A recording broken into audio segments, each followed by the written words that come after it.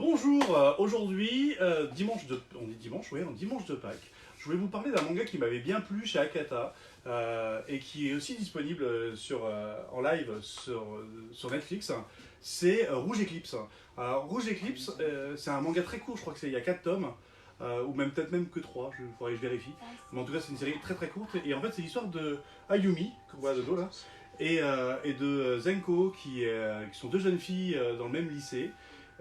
Et alors, ça peut paraître un peu basique comme ça, mais vraiment, cette histoire est vraiment bien menée dans le manga.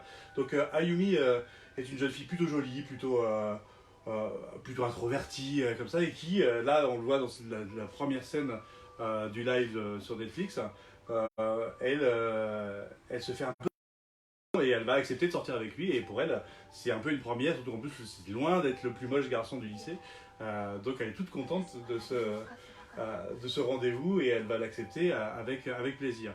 Mais c'est sans compter la petite Zenko. Et Zenko par contre c'est tout l'inverse d'Ayumi. C'est-à-dire que c'est un peu le souffre-douleur de son lycée. Faut dire qu'elle n'est pas très jolie, elle est plutôt grosse.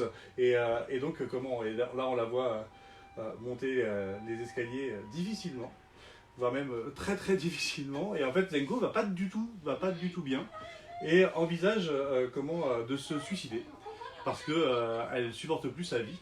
Et avant ça, elle va appeler Ayumi et en lui disant voilà, j'en peux plus, je vais partir et comme ça tout le monde sera content, etc., etc.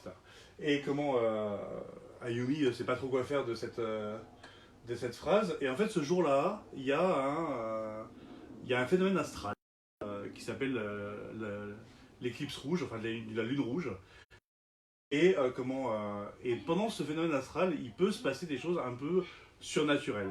Et donc le côté surnaturel de cette histoire, voilà la fameuse lune rouge, c'est que en voulant se suicider et en faisant cet acte de suicide, Zenko va changer son corps contre celui de Ayumi. Je sais pas si vous me suivez. Donc, en fait, voilà, la Zenko appelle Ayumi, et c'est à ce moment-là que les choses vont mal se tourner pour Ayumi, parce qu'en plus, Ayumi, ce soir, c'est son premier rendez-vous. Et donc, elle va se retrouver dans le corps de Zenko, et Zenko dans le corps d'Ayumi, avec une Zenko qui va découvrir un corps parfait et le regard très sympathique des gens, et qui va pas du tout avoir envie de revenir en arrière. Et donc, je vous laisse découvrir quand même ce manga, je vais pas en raconter beaucoup plus. C'est vraiment très très bien, c'est chez Akata. Ce talent pour aller chercher des pépites un peu étranges. Et la série sur Netflix, qui est une création originale de Netflix, est vraiment très très bien aussi. Donc ça dépend de vous, ça dépend de votre courage. Soit l'animé, enfin soit le live, soit le manga. Voilà. À très très bientôt. Et passez quand même une bonne fête de Pâques, même si ce que je vous ai raconté comme histoire, c'est pas obligatoirement très rigolo, mais c'est plutôt une histoire plutôt cocasse, plutôt qu'une histoire malheureuse. Voilà. À très bientôt, et puis portez-vous bien.